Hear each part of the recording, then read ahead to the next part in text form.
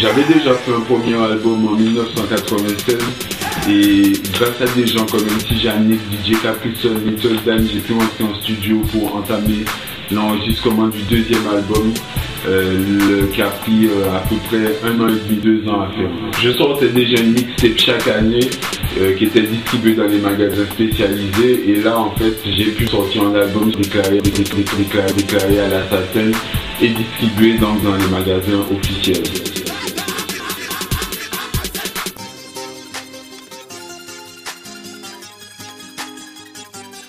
La différence entre ma mixtape Bondamment Jacques et cet album, c'est que l'album est sur des compositions, tandis que la mixtape était sur des phases B.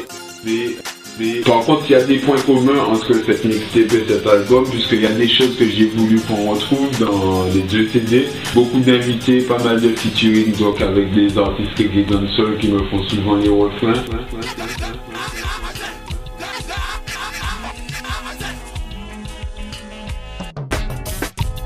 Le chantre de la négritude, le personnage le plus important à mon avis de l'histoire de la Martinique et des Antilles même. Sa disparition nous a tous touchés, ça c'est le moins qu'on puisse dire. Un exemple pour nous et un modèle pour les générations à venir. Son espère c'est que les jeunes prendront exemple sur sa persévérance, son combat, ses convictions pour eux aussi porter une pierre à l'édifice.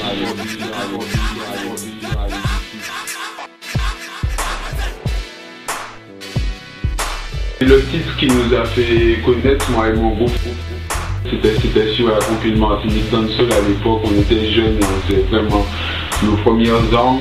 Effectivement, je suis nostalgique de cette époque. J'aime pas toujours rester dans le passé, mais c'est bien de retourner à ses racines, de penser aux bons souvenirs pour avancer.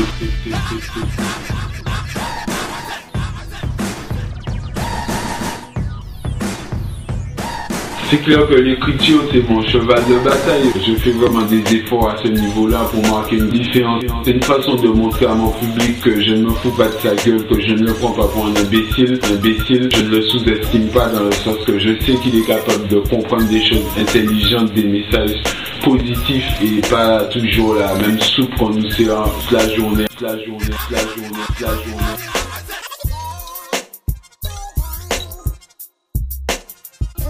En fait, Fort-de-France, c'est l'une des villes. Et j'ai grandi au Lamentin. Et par contre, mon premier appartement, là où j'ai vraiment commencé à habiter chez moi, c'était à Fort-de-France. J'habitais en face du parking des taxis au centre-ville.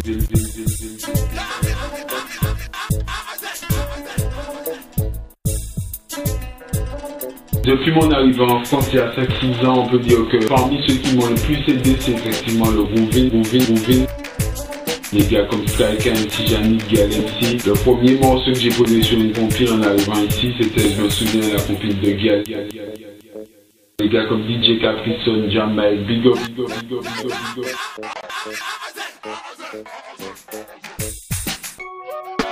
Le fait de rapper en créole, pour moi, ça signifie une grande liberté, la liberté de pouvoir s'exprimer avec notre langue créole et tout simplement être nous-mêmes dans le hip-hop.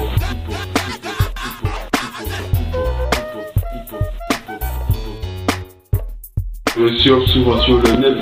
Mon principal outil de communication avec le public, big up à des sites comme ridicula.com sur lequel vous allez retrouver cette interview, mon MySpace.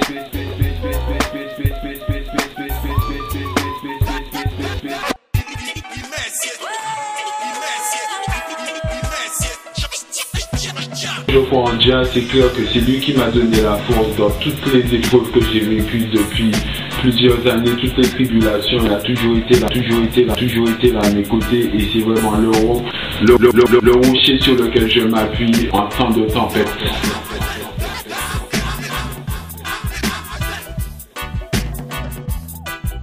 Alors Cool Cell, c'est l'un des artistes avec lequel je travaille. Il a sorti sa mixtape l'année dernière qui s'appelle La Caille Tonton sur mon petit label. C'est un ancien membre d'une équipe à Café La Fête, un artiste vraiment complet qui a beaucoup d'humour dans sa musique. Je vous invite à écouter.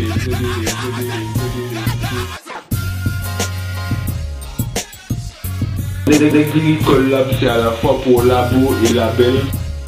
C'est une petite structure qui me permet de sortir des CD chaque année, de produire mes propres CD et des CD d'artistes qui fonctionnent avec moi. Labo dans le sens qu'on pratique des expériences musicales, on essaie d'apporter des nouvelles tendances, de composer des instruments, d'écrire des textes, bref, d'être productif.